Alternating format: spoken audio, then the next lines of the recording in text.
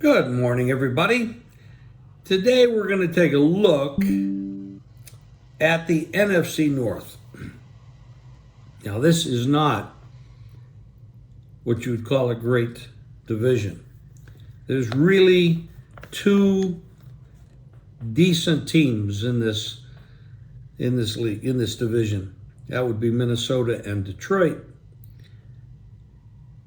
That does not include Chicago and Green Bay in that good team category.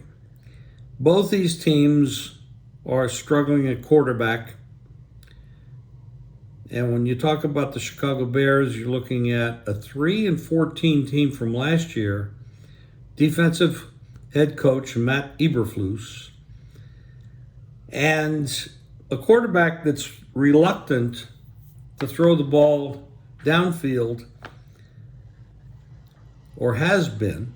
Now this year the team has picked up some deep threats, players that can separate and give Field the opportunity to hit some deep shots. We know he can run. He can put up a lot of yardage on the ground, and he has been doing that.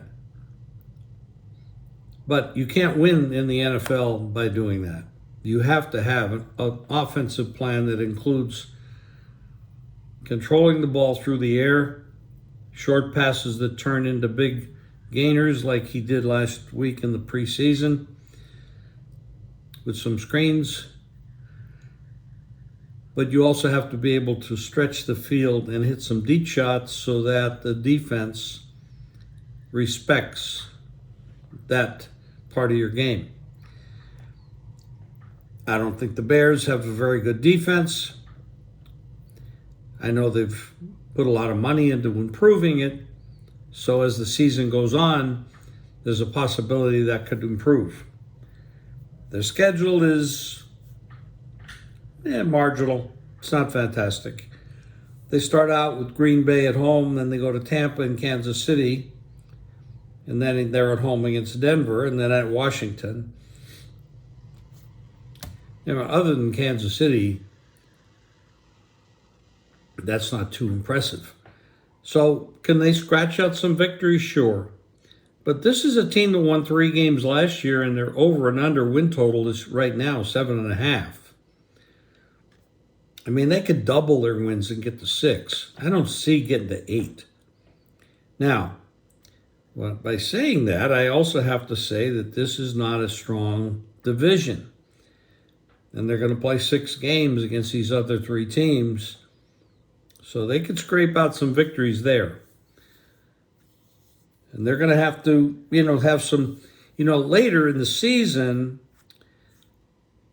in December, they have Detroit at home, Arizona at home, and Atlanta at home.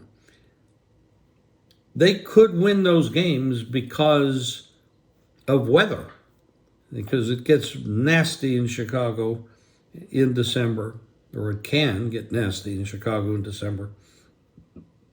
They could win those games. They also have a home game in November against Carolina. None of these teams are that strong that you can't beat them. So the 7.5 win total is right there. 6, 7, 8. I would lean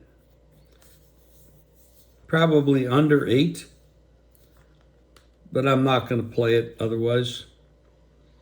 As far as winning the division, I don't see that happening. You'd have to go up to 9 or 10 probably to win the division. I don't think that's going to happen.